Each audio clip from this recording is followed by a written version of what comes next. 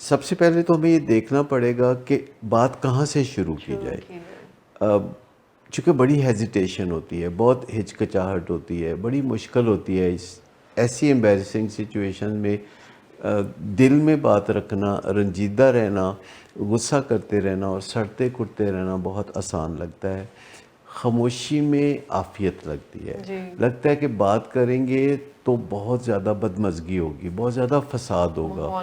خاص طور پر جب گھر کا سربراہ جو ہے وہ انفیڈیلٹی کا شکار ہے اور اسی نے گھر کو فنانس کرنا ہے، اور یہ ایک ایسی پوزیشن ہے طاقت کی جس سے کہ وہ دھونس دھاندلی کو جائز سمجھتا ہے.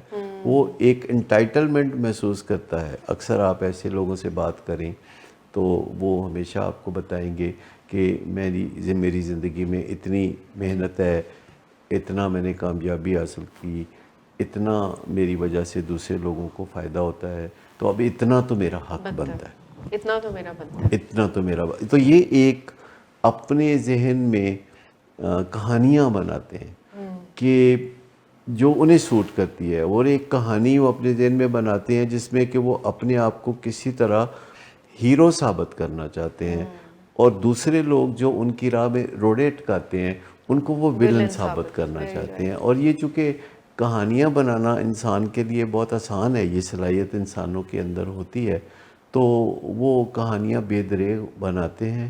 ان کہانیوں کو اپنے آپ کو ہی وہ سناتے ہیں اور خود ہی واہ واہ کرتے ہیں. لیکن ایک وقت آتا ہے کہ کہانیاں بناتے بناتے تباہی اپنے آخری کناروں کو چھونے لگتی ہے، اور ایسے لوگ تنہا رہ جاتے ہیں.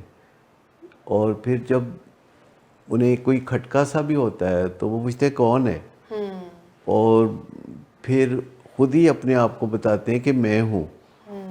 اور وہ اپنے ساتھ ہی ان کا ایک تنہائی کا مکالمہ ہے جو کہ چلتا رہتا ہے. جو کہانیوں کی بات آپ کر رہے ہیں نا، تو کہانیاں ڈیفینیٹلی بناتے ہیں، سبھی لوگ بناتے ہیں. اور ایسے معاملات میں جن کو کہ ہم مشکل موضوعات کہتے ہیں، جو گھروں میں جس کا ذکر بھی کبھی نہیں کرنا چاہتا کوئی، بیکاز آف ملٹیپل ریزن جو ان کا بھی آپ نے ذکر بھی کیا، تو کہانیاں بناتے بناتے ان کے جذبات بھی ویسی کہانی کو فالو کرتے ہیں.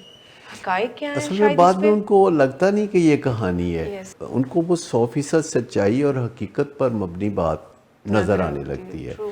کیونکہ انسان کے دماغ میں یہ صلاحیت ہے کہ وہ کسی بھی بات کو تسلیم کرنے کے لیے تیار ہو سکتا ہے اور کسی بھی بات کو انکار کرنا بھی مناسب سمجھتا ہے. تو جو انسان کے دماغ میں یہ فلیکسیبلٹی ہے، لچک ہے، تو اس کو اچھے مقاصد کے لیے بھی استعمال کیا جا سکتا ہے اور اس کو بری راہیں تراشنے کے لیے بھی استعمال کیا جا سکتا ہے.